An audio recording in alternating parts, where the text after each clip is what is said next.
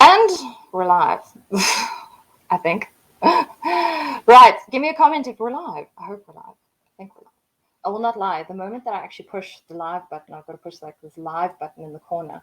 My nerves are like, no, run. Because, I don't know, this whole live thing is nerve-wracking, which is why I'm doing it. I have to push past the nerves. I did tap dancing for 9 years, and it's the exact same.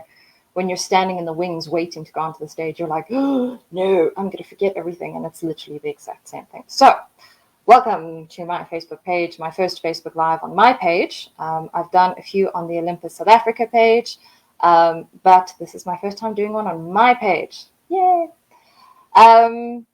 Please greet, say hello, interact. Let me know who you are, where you guys are signing in from. So far, we've got Christopher. Hi, Christopher. Donna, hola, mi amigo. Donna, your Spanish is coming along, or not. Mine is not coming along. So thank you so much for joining me tonight. It's been an absolutely insane year.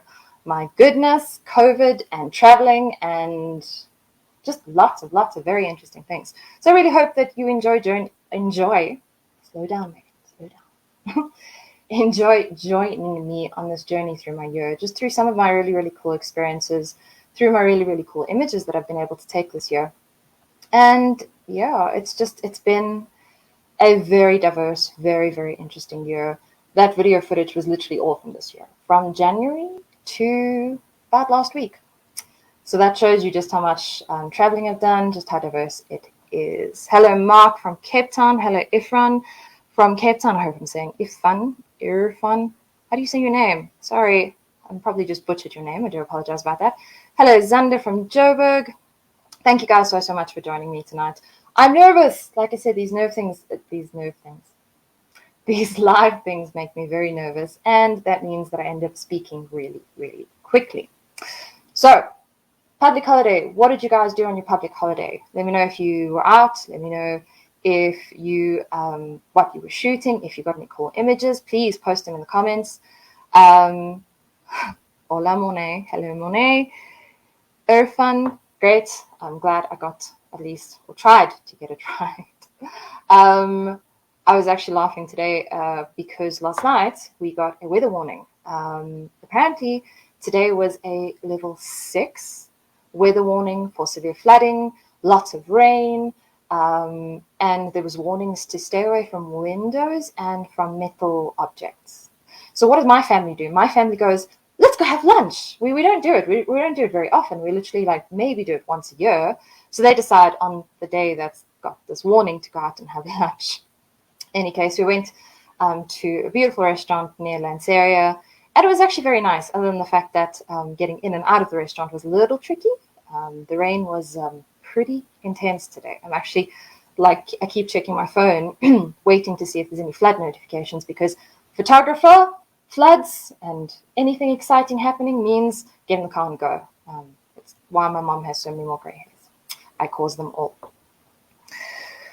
Xander says Brying. Christopher says got some cool shots of the storm on Christmas Day.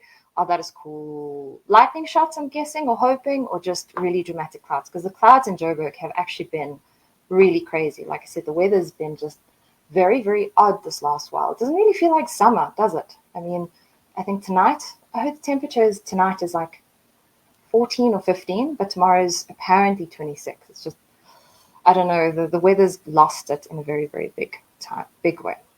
Mark, where have you moved to that you are missing the lightning in Joburg? The lightning has been pretty intense. Where I stay, West Rand, the lightning is actually very, very bad. It hit our house about 6 years ago and actually created a hole through the ceiling. So the moment that my phone notifies me that there's lightning anywhere close to me, everything gets unplugged. I don't need my computer or internet fried. I will die. Donna, you've been binge watching a mermaid series, and yes, Red Flay was closed today due to the flooding, which means I would have been there in my skadonk of a car, which reached 270,000 kilometers today, which is pretty impressive for a 24-year-old car. Mark, you're now in Cape Town. I'm jealous. I'm very, very jealous. Christopher says just clouds. Okay, all right. So I'm not going to carry on reading all the messages. Actually, I am. Donovan, the lightning app that I use, or the weather app that I use, is called Weatherbug. And it's really, really cool because it gives you notifications when there's lightning nearby. So mine, I think, is set on about 20 kilometers or so. I get a notification that it's coming. So it's actually really, really cool. You get to watch these weather storms, weather patterns arrive. Okay, so tell me how your work. Geez, like it. Sorry, I do promise I will actually slow myself down and speak English. Tell me how your year was in the comments. Mine, like I said, was crazy. I got to travel a fair amount. I got to go to Chile, my first international trip. That was out of this world. It was crazy, but out of this world. And then just got to get some really, really cool experiences. So what I'm going to be doing tonight is just sharing some of my favorite images from the year. I tried to keep it to 12. I tried to go like one image per month. That failed drastically. As we've spoken about in the Olympus Lives, choosing one image from a year is difficult. Choosing one image from my year, where I've taken so many images, is near impossible. So I'm going to try and not bore you. If you've got any questions, any comments, please leave them down there for me. I will try and get to them. But if you have any technical questions, ask. I'm not actually going to go into any of the technical information regarding these photos. It's just about sharing my thought process in taking the photo, sharing the experience around the photo, and just giving you a bit of an insight into what my crazy year had in store for me. So I just need to get this actually working here. Oh, flip. Give me 1 second, please. I'm working with an old computer, and it doesn't like me sometimes. It literally just does its own thing, which is amazing and great when you need it to actually work. And there, and yeah, don't mind me and my randomness. Righty, and there we go. Okay, so my year started very interestingly, talking about the weather today and flooding. This is literally where my year started. This was on the 2nd of January. I got a phone call at 4 o'clock in the morning. Yes, 4 o'clock in the morning, to say that the floodgates at Cradle Moon had opened. And this was only the second time in the history of Cradle Moon that all 3 sluice gates had been opened due to this mass flooding. Obviously, we were still in lockdown level, who the heck knows? So I could only head out at 6 o'clock. So I kind of turned around and tried to get back to sleep, which was near impossible. Got myself ready, and the moment that 6 o'clock hit, I was in my car on my way to Cradle Moon. And then that kind of developed into a bit of a detour road trip to the surrounding areas to photograph the amount of damage that these floods had done. Ironically, I actually drove on those roads today to see if we were getting anywhere close. And potentially, if we have more rain overnight, we could get to a similar situation tomorrow. So Yes, like I said, I do give my mom a lot of grey hairs because generally I jump in my car and just go, okay, bye, which we know in South Africa is not the brightest of ideas sometimes. So this was kind of my first adventure of the year. It was actually really, really cool. Mark says, I was standing on the roadway last year. Which roadway? Where it was so damaged? Because there was a heck of a lot of damage near the Lion and Rhino Park. Fences were completely flattened. It was actually incredible to see the amount of damage that water can do. So, first adventure of the year was pretty damn epic. Then, as you would have seen on my Facebook pages, I run photographic adventures and photographic workshops. So this was from one of my little critter walks. So critter walk, we literally go to Cradle Moon and take a walk near the dam. And it's actually amazing to see the amount of bugs that you get. There's a lot of wildlife at Cradle Moon, and then also just landscapes, sunrises. It's one of my absolute favorite places to go and walk and to capture nature around you. Hello, Valerie. I hope you are doing well. Thank you so much for joining us. It's one of my favorite photos because it's a very different, well, for me in any case, it's a very different perspective of a dragonfly. You know, we all get those shots of them on the reeds. I've got lots of them, but getting one sort of low angle is always really, really cool. And it's something that I teach with my wildlife and my macro photography, is the fact that generally getting the same height or lower than your subject creates quite a cool, different image. So just something cute. Then, if you follow the theatrical or theatre side of things in South Africa, this gent's name is Jonathan Rocksmith, and he is an absolutely outstanding performer in South Africa. He was Phantom in Phantom of the Opera when they were here, and he is one of the really, really great South African performers. So Mom and I have been to a lot of his shows, and beginning of the year, I kind of went, you know what? I'm actually going to just message him and see if he would like to do a shoot with me. And I did, and he replied, and this was our first shoot that we've done. We've done quite a few shoots since then, but it's just one of those examples, and it's one of my theories in life, where if you don't try something, you don't actually know if it will succeed or fail. So if he didn't respond to me, I shrugged my shoulders and carry on. He did respond. I got to shoot with somebody who I admire a heck of a lot for his talent. So try it. Try it attitude, basically. If it fails, well, you've lost nothing, basically. So just a very, very cool shoot that was done in Rosebank. Then we headed off to Chile, and after 58-hour travel time, my goodness, that was long. I get to look back now and kind of enjoy the experience, enjoy the different airports, and just how phenomenal it was traveling for so long. But when you're in that, oh my goodness, it's tiring. It's seriously tiring. And it's stressful, especially with COVID around and changing flights. And so when I got to Chile, I was beyond ecstatic. I think I arrived in Chile at 1:00 in the morning. And then we had some supper. I can't even remember what we ate, but I do remember drinking beer, or cerveza, as they say in Spanish, at 3:00 in the morning, when I really should have actually been going to bed. But I was so excited at getting there, so excited at seeing my brother, and just obviously first international trip. I mean, yeah, it was really, really incredible. But we then went straight into 10 days of quarantine in one of the family members' flats.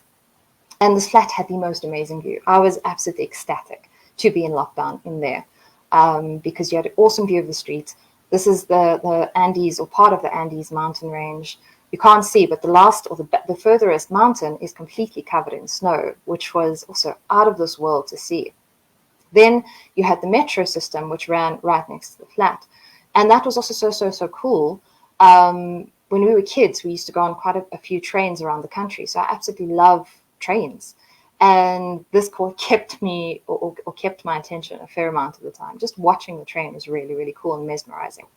So that was kind of my first view of Chile, was literally out of that window. And it was amazing to see the different weather each day, see the different lights, sunsets, sunrises. It was actually a really, really great place to be quarantined. And also to get over the whole jet lag situation, which was quite bad when I got that side. Another aspect that it then opened up was spying on the neighbors, which was lots of fun. Again, if you've got any technical questions, please ask away. If you've got any questions about Chile, about my experiences, please ask. So spying on the neighbors was fun because you don't know how people are going to react. You don't know if you're being evasive or invasive. I think invasive is the word. By watching them, by photographing them, but it's more about capturing their life, capturing what's happening around you. But the funniest was the fact that I was utterly terrified they would see me. I was utterly terrified that I'd be caught. So I'd literally like hang around the corner and be like secretly trying to capture these type of images where people were just living. They were just carrying on with their everyday life through lockdown.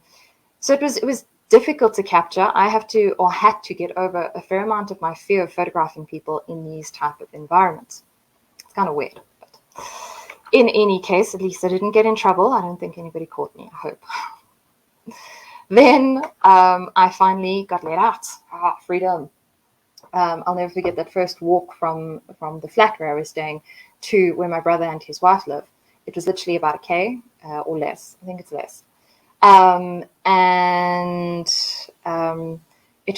It was almost nerve-wracking. I was like, okay, is somebody going to check? Because I had to check in every single day when I was in quarantine. They actually send you an email and they're like, are you in quarantine?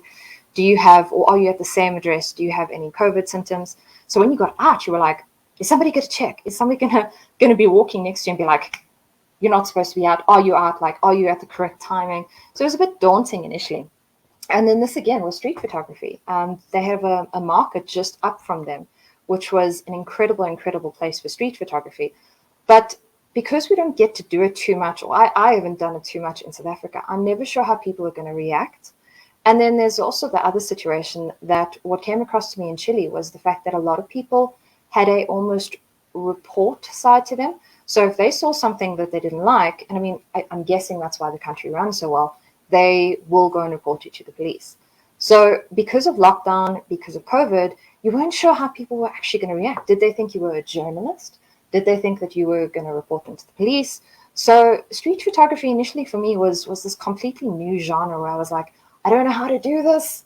I don't know how to take photos inconspicuously and like not make people stress.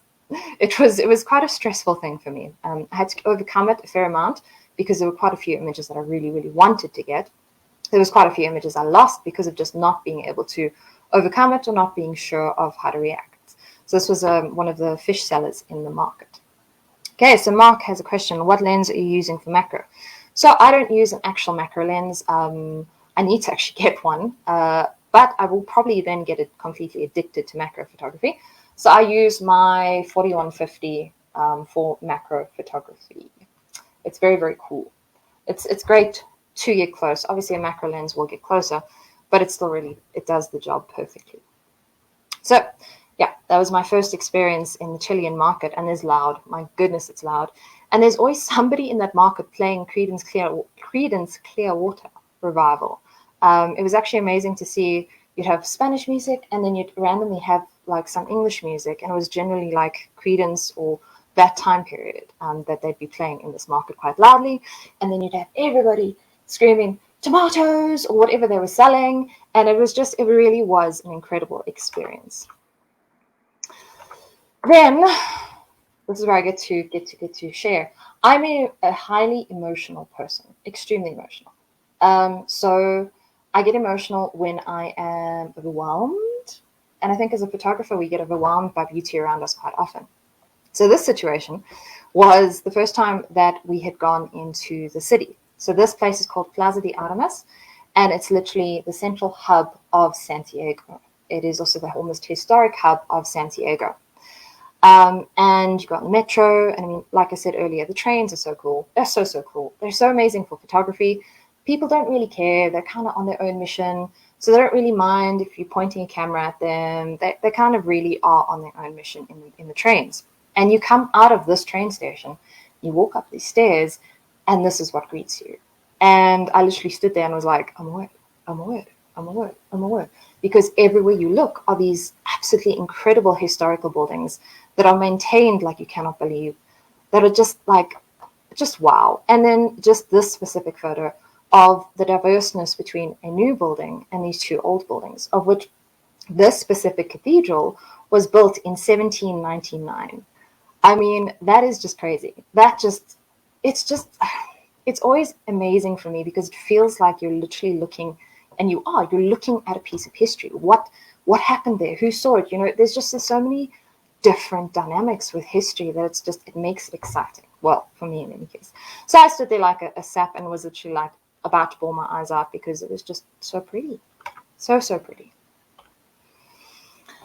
Then we carried on walking around, and because of COVID, they had permission slips. You had to have a permission slip to go out. So each permission slip lasted for 2 hours. So we had taken a permission slip out this Friday to go into the city to now go and sort of explore a little bit. But they're very strict there. So if the cops stopped you, they would be like, where are you going? And you'd have to tell them you're going shopping. You couldn't really be a tourist specifically, unfortunately, just COVID times. So in any case, we're walking down the street and there's this dude with this dog in a bag. So me gets excited. Yeah, I want to take a photo. But how do you tell somebody in Spanish? You don't know Spanish. So I'm literally like, point at camera. Photo. That's literally how I comment or how I communicate that I really want to take a photo of this guy's dog in this backpack with this historic building behind. In any case, fortunately, my brother and his wife were there and translated for me, which at least helped. But just a really, really cute scene with all the historic buildings. Reflections are one of the most amazing things to capture. So this was shot, I think, on the 1240. That was actually my main lens when I was walking around Santiago. I had the 714mm, the 1240, and the 4150. And a lot of the times I had all three lenses in my bag with me, mainly because I'm utterly terrified, FOMO, welcome to FOMO, of missing out. But I used my 1240 most of the time. It just kept giving me the range that I needed to photograph the buildings, to photograph street photography, and to just kind of get the overall feel for the city. So what was really cool is this little alleyway on the left-hand side of the photo. We went down and got Starbucks. So that was like a really, really great experience.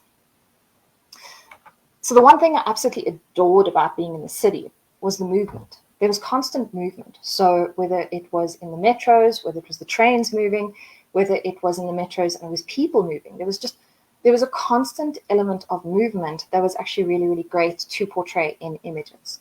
And this is where I get to punt the Olympus system. Thank goodness, or thankfully, due to the Olympus's image stabilization, it was so easy to walk around handheld and to shoot images like this. I can't tell you what the shutter speed was. Like I said, I'm not doing technical tonight.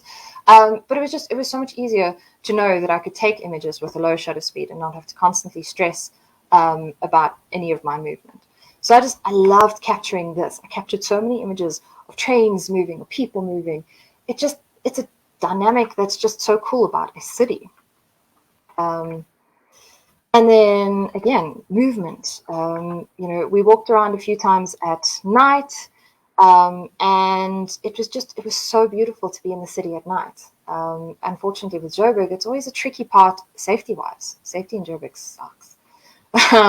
So being able to move through the city at night and not have to stress about safety and have the lights and have the movement and have all of those aspects. Now, again, a panning shot. Welcome to Megan from Motorsport. Can't get away from it. It's like literally embedded in my brain. But this was shot at 0.5 of a second. I don't know how to say that technically properly. That probably sounded really wrong, but very, very low shutter speed to get this shot. And the bus is not 100% clear, and I don't mind at all. It's more about the feeling of the shot. It's more about the fact that I wanted to show the movement. I wanted to show that in the city there is just this constant bustle, this constant movement. And I think that it showed it pretty well. Then you have the train system, as I've mentioned before. It is amazing. It is so damn cool. So it has 7 different lines, and it has 136 different stations. And each of these stations has its almost a different theme. Some of them are historic. The one that we found, or one that we saw was Greece. So they had these different themes, different artworks on the wall. But the one thing that was amazing through all of them was just how clean they were and how safe they were. And just absolutely incredible places. Great places for photography. And this station specifically, I mean, a plane in a train station, underground, it's just like the makings of epicness. So these trains, daily, there are 2.35 million commuters that use the Santiago metro system. That's a lot of people. And watching the trains move in and out and watching their COVID protocol was also amazing. Once they stopped at the end stations, the guys would just come in with the foggers, and it really, really was incredible to see how incredibly ready or incredibly equipped the country is at dealing with these different situations. This was just one of my absolute favorite buildings. And again, the historic monuments and the historic buildings in Chile and in Santiago itself, it was incredible. I really walked around and was wow. I think my brother and his wife Mish were literally at some points getting annoyed with me because I was just like, no, but I need to take photo, but I need to take, but. Welcome to being a photographer, right? Just incredible. And like I said, the movement, or the fact that movement was free and you didn't have to stress, and I didn't have to constantly pack my camera away. It was literally out the entire time. And sure, you still had to watch, but it really was a phenomenal experience. So this building was built, I couldn't actually find an exact detail, exact timeline, but it was built somewhere in the 1920s. But just wow. So my brother and I got a cappuccino, just like literally out of frame, but next to it was a little coffee shop. So we sat sort of underneath the archways and drank a cappuccino. So then my journey was changed dramatically. My brother and I got COVID, blah, blah, blah. We ended up in a quarantine hotel. That quarantine hotel in Santiago was absolutely incredible. The nurses and the doctors were phenomenal. And just a really great experience, sort of seeing how they handle the situation. When we went into the quarantine hotel, the mountains were completely bare. When we came out of the quarantine hotel, the mountains were completely covered in snow. So that was incredible to see. That was really, really like a cool element to see. We were literally in the metro, and I'm like, oh, Dave, look, there's snow. I think half the people are like, what the heck? Have these people not seen snow? Like weirdos. But it really was amazing seeing the mountains covered in snow. And something else that was weird for me was the fact that afterwards I'd go roller skating in this road, and you'd be in a t-shirt because some of the days were actually really warm, but you'd be looking at snow. It's just this, I don't know, this warped concept from somebody who doesn't experience snow much, that it's like it's got to be freezing. It's weird. Very, very weird. Then on one of my walks, I was dying to do some portraiture. I wanted to capture Chilean beauty, Chilean people. Again, with lockdown, with masks, with COVID, it was quite a challenge. So the one day I went walking, and I found these two, and I was like, wait. So I'm literally like, translator. Thank goodness for Google Translate. I would not have been able to do that trip without it. And I managed to get quite a few photos of them. She's a ballet dancer or a dancer and a radio DJ, and he's a professional dancer. So it's just like another cool element. And again, if you want something, sometimes you're going to have to push your fear aside and actually just do it. I mean, I was utterly terrified speaking to strangers that don't understand English, but yet it worked out really, really well. Then, by this stage, I was dying in the city, I'll be quite honest. I realized I am very much not a city girl. I love the outdoors, I love nature, I love being in the wild. And in Santiago, there's not much. I mean, bird life, there's very limited amount of birds. There's lots of dogs walking around, but there's not really wildlife that we get here where you drive 20 minutes down the road and you can be in a game reserve. So I went to the zoo twice. My first time, I went by myself. It was amazing. And getting there was also a journey in itself. So the zoo from where we were staying was about 20 minutes if you drive. With the metro and the trains, it was 2 hours. I had to take 6 different trains initially on the Santiago metro, then get off at the main station, which was out of this world, just this chaotic place, get onto a completely different train system, and then get to a town called Bain, I think I'm saying correctly. So getting there in itself for the first time was also this incredible journey, incredible adventure. So while I was there, obviously capturing or photographing the Chilean specific animals was the goal. So here is a puma. Also very, very beautiful animals. Got to photograph a pelican. They were absolutely gorgeous. Got to photograph this dude. Orangutans are just, oh my goodness. They are so, so beautiful. And the first time that I went, he wasn't there. He was, I think, either in the sick bay or I'm actually really not too sure. And the second time that I went back to the zoo, he was there. And it was absolutely incredible watching him, her, I don't even know, react or interact with people. Just watch the world. And I mean, we know that they're incredibly intelligent animals. So then at one point, I went back to its enclosure and a lot of the people had moved off. And there was just this moment that it was looking out the window, looked at me, and I got this shot, which is definitely one of my favorite images from the year. And this was also very sad for me. You travel 9,000 Ks to a completely different country, and the rhinos are safe there with their horn, but they're not safe in their own habitat. This got to me quite a bit because it's an element that you can see that people aren't even exposed to that side. I was watching a lot of the people at the rhinos enclosure, and they'll allow a rhino, and then they'd kind of walk off. And I'm standing there literally going, do people actually realize that seeing rhinos with their horns is going to become a real rarity? It's this really sad situation. So it was incredible to see. It was also very, very sad for me to see that they're safe somewhere else. But no matter how many procedures and things they put in place here, it's still very difficult to try and keep them safe. Then finally, after flight cancellations and getting me to Chile, I was the only one from South Africa with my family that could go, and COVID, and we finally got to the point of having my brother's wedding. Yay! So for his wedding, we went up to a area called Lo Barnechea, probably saying that completely wrong. It's about an hour from Santiago, and it was literally in the Andes Mountains. The roads that we went on actually have chains across them occasionally, or let me put that correctly, are closed off occasionally because they are covered in snow every single year. And just after I got back to South Africa, they got heavy snow in these areas. So it was kind of bleak to miss that, but by the same token, being in the mountains was absolutely incredible. So the one night, or the first night that we got to this incredible guest house, I set up my camera by the river, and it was also such a weird dynamic, setting up your camera and walking away. Not like keeping an eye on it, walking inside, because you didn't have a safety aspect. The only thing that I was actually worried about was an animal, well, they've got pumas and they've got,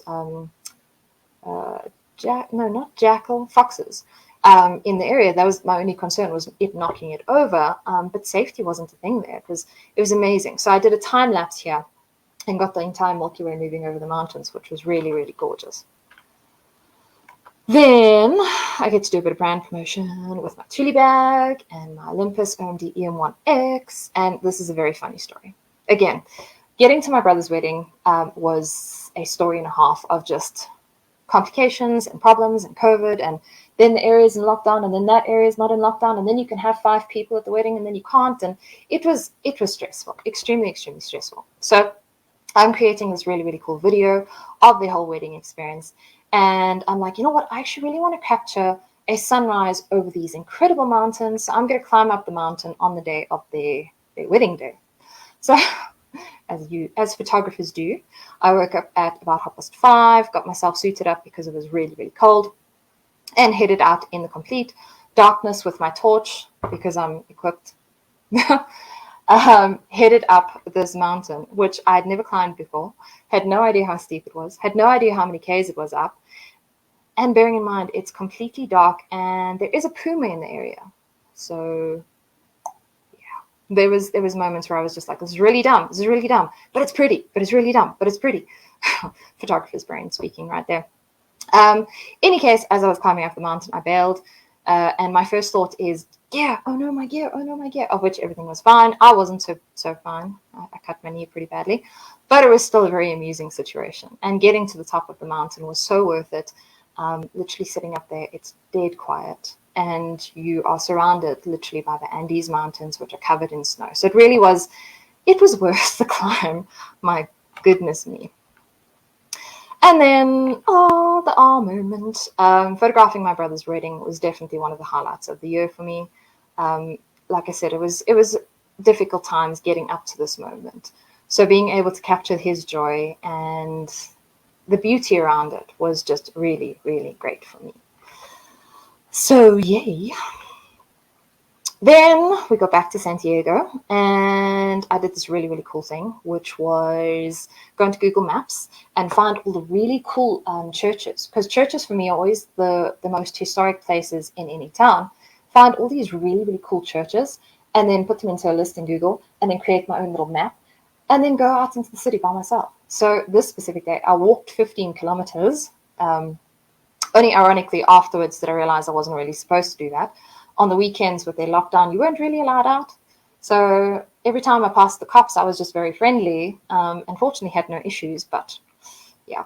But these churches, these cathedrals, they were just out of this world. And this one specifically was built in between 1912 and 1920. And then quite a few Chileans actually stopped and showed me the fact that at the top of the churches, there's actually quite a lot of damage from the earthquakes, or in Spanish, terremoto. Chile obviously has a fair amount of earthquakes. I think the last really big one was I know they've had a 9 point something. I'm really glad that I wasn't there to experience that. We experienced one tremor while we were in quarantine, but that was only like a 4 something. And it was incredible to see how equipped they are as a country to deal with this. They literally, like, whatever you're watching on TV gets switched off immediately, gets put to a news broadcast, which is telling you, okay, there could be some aftershocks. This is where the earthquake or the tremor hit. This is what its magnitude was. So it was amazing to see how equipped they are to deal with these situations. Then we had the new buildings. This is the Sky Costanera, which is absolutely, absolutely incredible. There is a 6-story. I think it's a 6-story. I might be wrong. But there's a 6-story mall inside of this, which was incredible, but chaotic. My goodness. I've never stood in queues to actually get into clothing shops. And here, there were literal queues to get in everywhere. It was very frustrating. But somehow it's a culture thing as well. They're very used to standing in queues. We're like, nope. Okay, I don't need this that much to stand in this queue. And they just stand. It's a very weird concept for me. And then that little sort of black bar is window washers. So who wants that job? Because no, just no. So this is 62 stories high. It's 300 meters above ground. That's crazy. And pre-warning, if you're afraid of heights, too late. So this is actually at the top of those 62 stories. It's literally called the Sky Costanera. And it's got the most incredible view of the whole of Santiago. So I went up there and literally spent, oh my goodness, I think about 3 or 4 hours just drooling, just admiring it. You know, we don't get to see too much cityscape in Joburg. So it was incredible to see how diverse and how big the city is.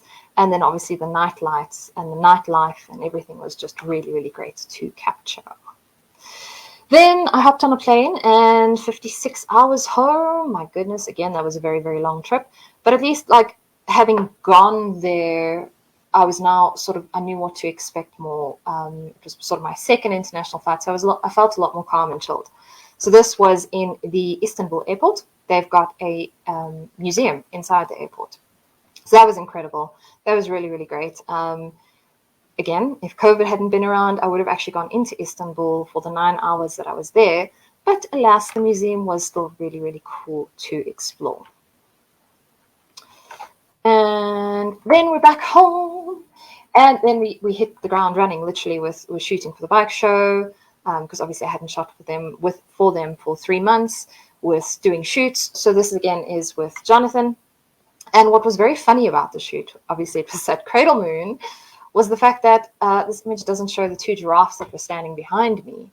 And it was a very, very funny situation because I thought I was being clever.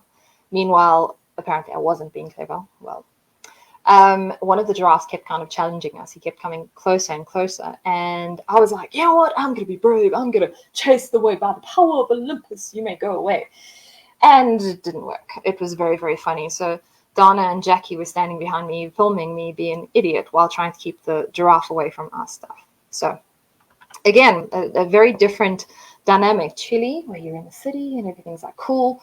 Back to Africa, where you're being attacked by a giraffe. It was a very amusing situation. Then I got to meet this little dude who was born while I was in Chile. I was so bleak that I didn't get to actually see him be born or meet him just as he was born.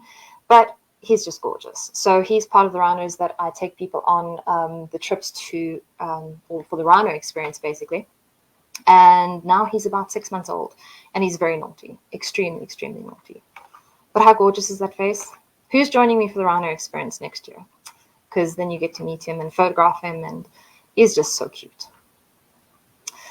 Then we have hot air balloons, and because photographers are crazy, we are crazy, admit it. We wake up at very early hours of the morning in very, very cold temperatures to go and photograph things. This morning was, I think, a 5 o'clock wake-up call, and I went and fetched my friend Jackie, and we headed to Kloofzicht, and it was -6. And I think because we actually got to go and photograph inside the hot air balloons, inside there with these massive fans blowing, it was more like, I don't know, -8. My word, it was so damn cold. But again, just reflections in things make an image so much cooler. So just one of my favorite images from the year. Then again, coming back to what I was saying about Chile and rhinos, this is an unfortunate process that we have to do every single year because, oh wait, it's nail. Rhino horn is nail. So it grows back. A lot of people don't realize that. So the dehorning process with the rhinos has to be done every single year to try and keep them as safe as possible. Even with them dehorned, they still get poached. So this was one of my photos from the dehorning process. I love how the whole frame worked out. It can be quite a traumatic thing to film, to photograph. It's never nice seeing a chainsaw to an animal. So this was kind of one of the calmer shots that I thought brought the message about the dehorning across. Then where are we? The 19th of August. Sorry, I've got notes written next to me. 19th of August is World Photography Day. So what would be a day without exploring? Except I literally never need an excuse to go explore. So myself, Donna, and Jackie went out to an incredible place in Hartbeespoort called Vulpro. Vulpro is a rehabilitation center for vultures, and it was a really, really great day. Photographing wild ones that fly in because they have a feeding station there, and then photographing some of them that are in enclosures that have been hurt or that are there for their breeding process. So definitely give them a look or give them a visit. They are called Vulpro, and they're really, really great to photograph. Then I hopped onto another plane and headed to Port Elizabeth. Well, actually East London first, and then got onto a motorbike and went from East London to Port Elizabeth, which was fun initially until the wind came up. Welcome to PE. And while I was in Port Elizabeth, we went to Addo for one of the days, and it was an absolutely incredible day. We got so fortunate that day because there's been quite a few people who've been like, oh, we've been to Addo and we haven't seen a single elephant. Well, this day we got to see loads and loads of elephants. We sat at this bird hide for probably around 3 hours.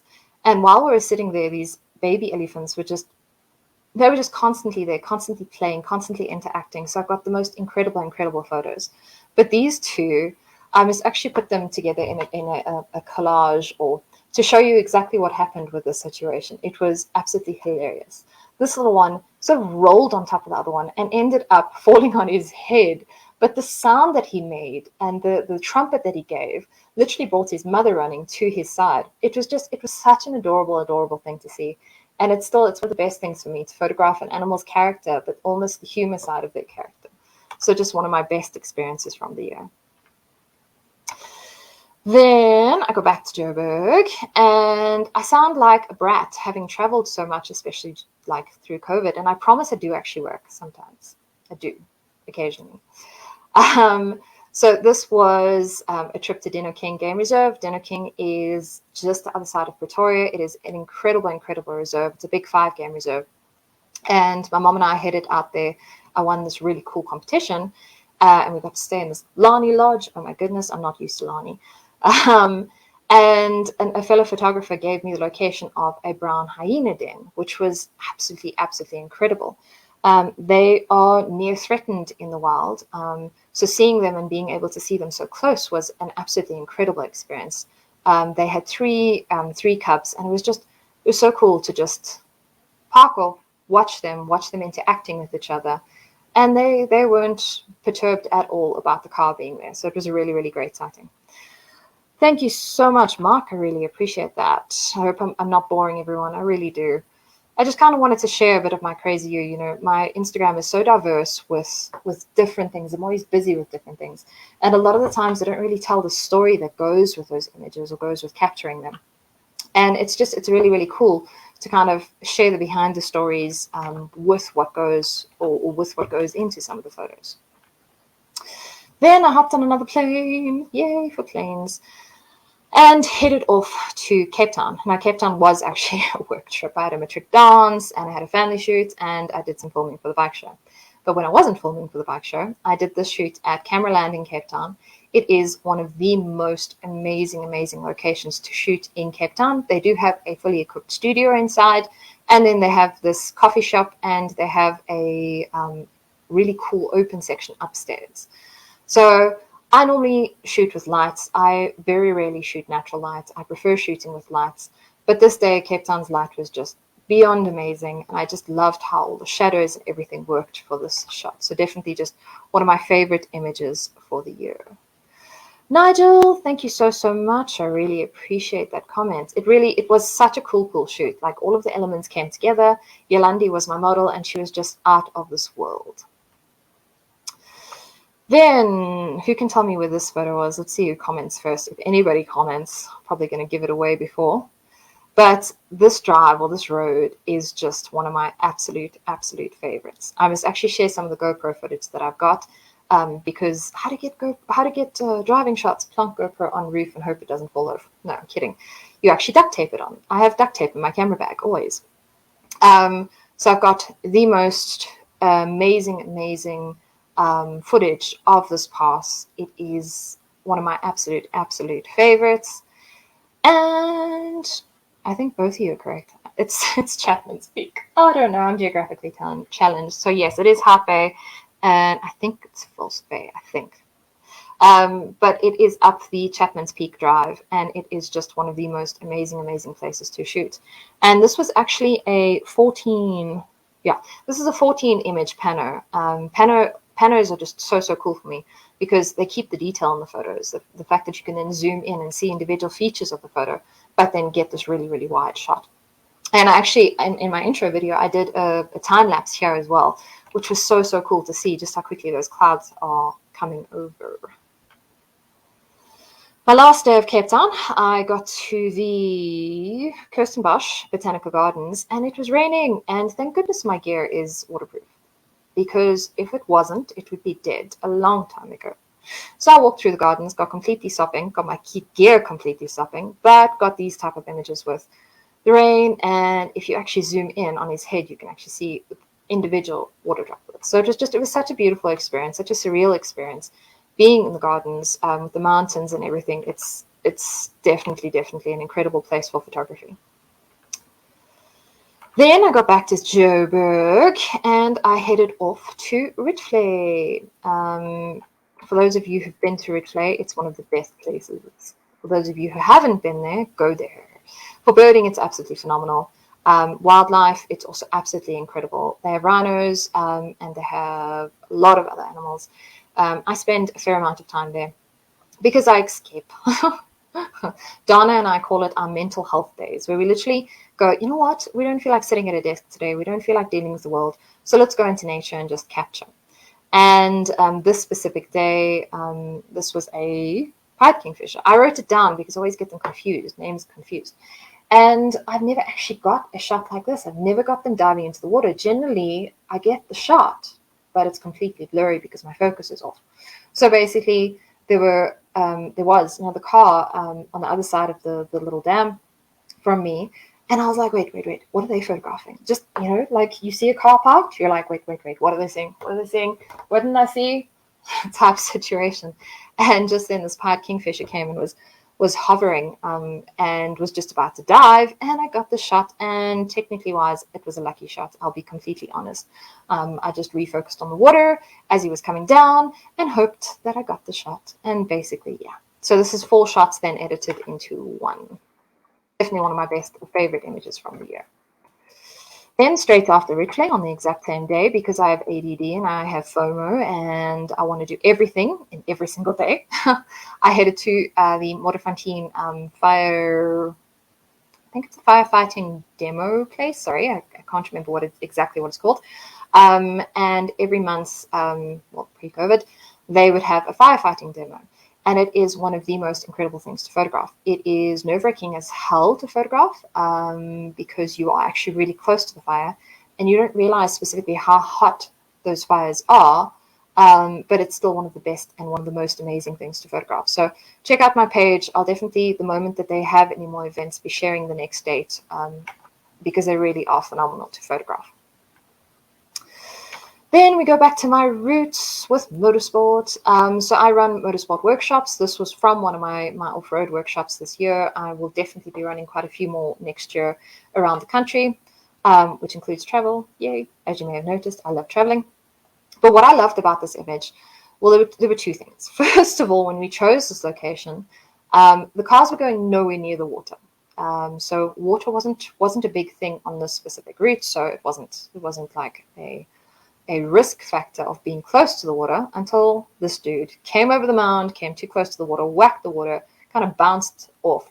And I got completely covered in mud. And it was really gross smelling mud. But it was so worth it for the image. So I love that aspect of it, just the unexpected side of off-road racing and the fact that you always end up getting completely filthy from these. Again, camera here, thank you for dealing with me. The other element that I really loved about this image is the kids that are in this photo. So when we arrived there was a whole bunch of the kids from the local township there, and they were so excited about the racing. And I made the mistake, sort of not mistake, of showing them the back of my camera after I'd shot a car coming past. And that just opened the door in a very, very big way. But it was refreshing. It was so refreshing to see youngsters that were just interested in seeing something different. You're never sure what these kids are actually exposed to in these environments. So literally, it was a case of a car would come. I would end up saying, okay, guys, be careful, which then they would end up saying, be careful, which was hilarious.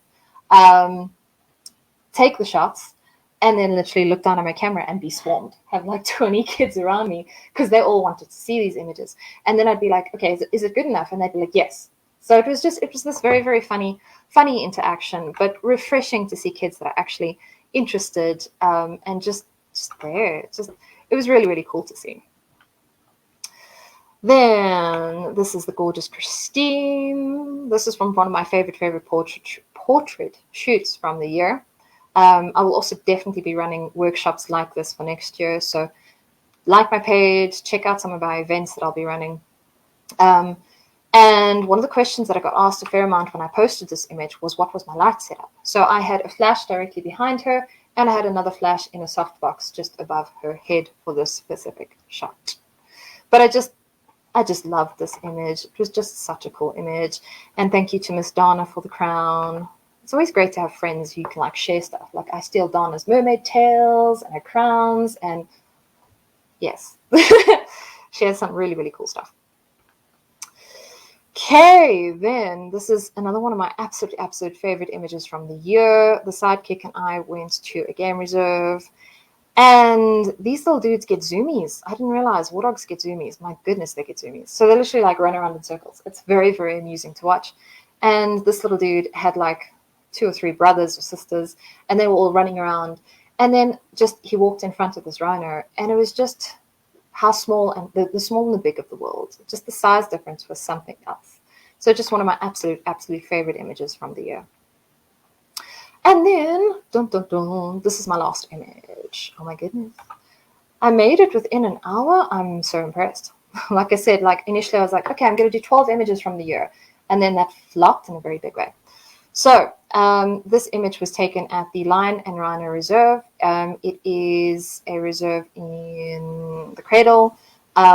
This is behind 2 fences. So first challenge, photographing wildlife behind fences, something that I've actually kind of developed a trick to from shooting motorsport behind fences and from shooting wildlife behind fences. Captivity is never ideal. So somebody commented and was like, "No, to get one in the wild." And I'm like, yeah, absolutely. Absolutely. I would love to get one in the wild. But the reality is that you use what's closest to you. So I use a lot of the reserves that are near me because I can't, for practical reasons, for the fact that I have to be an adult, I can't head up to the Kruger or to Pilansberg every single day or every single weekend. So I use whatever reserves I have near me to then sort of practice my skills, gain more skills, and also to watch the animals. Obviously, in captivity, it's never the same behavior, but you still learn a heck of a lot about them, about their movements, and that then makes you a better photographer. So that is why I sort of use a lot of the reserves that are close by, and I promote them. There's the Lion and Rhino, and there's the Lion Park, which is just, I think, before Hearties. And both of them have completely stopped any interaction with cubs, which is a big, big thing. So now that's a really great step for me. They're just beautiful reserves, and they have the most amazing animals. So, bam. Now you can see me. So that's my year. It's been insane. It has been such a crazy journey. I never imagined I'd get to Chile. I never imagined I'd have such an incredible experience in Chile. And then just the rest of the year has been phenomenal. Being in Port Elizabeth, it's one of my favorite places to go for photography. It's amazing. And then also being in Addo, elephants. I am madly, madly in love with elephants. So I definitely will be looking at a lot more opportunities to photograph elephants next year. It's been a very unexpected year. So I really hope you guys have enjoyed that. I really hope it hasn't bored you to death about me speaking about me.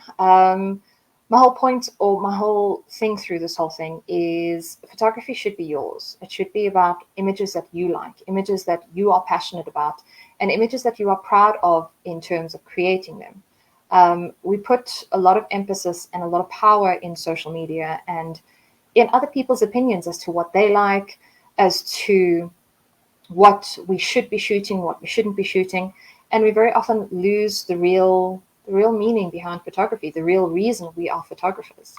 And something that I posted recently where I asked, what is your favorite year or picture from the year? And the diverseness in what was posted was incredible. People posted pictures of their family, people posted pictures of something that meant something to them. And that is the whole purpose of photography, isn't it? It's to capture the world around you, but to also capture those special moments and to share them with the world. So I really hope that inspires you guys to go out and carry on shooting, to use the places that you have around you, whether that be a game reserve, whether that be a park, or whether that be your own garden. It's something that I do a heck of a lot of, is literally grab my camera and walk around my own garden, looking for bugs, looking for birds, just looking for different things to photograph or to film, to constantly develop my skills and to constantly just grab content. And at this moment in time, I have way too much content. But by the same token, constantly keeping your skills sharp is a very important aspect. So please, if you guys have absolutely any questions regarding my photography, any questions regarding gear, any questions regarding workshops, please put them in the comments. I will definitely be coming back here at a later stage and taking them out. But for next year, I will be running a lot more workshops, a lot more themed workshops. So specifically, I will be doing things like macro photography, and I will be doing a lot more portraiture workshops in the sense that you'll learn something, but also workshops in the sense that you will be able to shoot really incredible models in really incredible situations. And I will be there to obviously guide. Then I will be doing a lot more of my rhino walks. I think this year we raised about 5,000 or 6,000 rand, which goes straight to the rhinos and to specifically feed them lucerne so that we can try and keep them as safe as possible. So that's a very, very, very, very big thing and very big, close to my heart. And then I'm hoping to travel quite a lot next year with workshops. So I'm hoping to put on workshops in Cape Town to go and explore, because that's the biggest thing, or that's the funnest part about photography, is being out there and exploring what is around you. So check out my Facebook, check out my events that I'll be loading. Yeah. So thank you so much for joining. Like I said, I really hope it hasn't been boring. I hope you guys have a fantastic week. Have a fantastic sort of run up to the end of the year. Stay safe with the roads. They are beyond crazy. Oh, and also for next year, I will be doing a lot more of these, a lot more Facebook Lives, but specifically more educational, where you'll actually learn something, and it won't just be me about me bragging about my year, but then also chatting to other photographers, chatting to dynamic photographers that are shooting different things. I think Dawn is going to be my first person. She doesn't know this yet. But just chatting about different genres and different interests. So thank you so much all for joining. Have a fantastic rest of the evening, and I will chat to you guys again soon. Bye.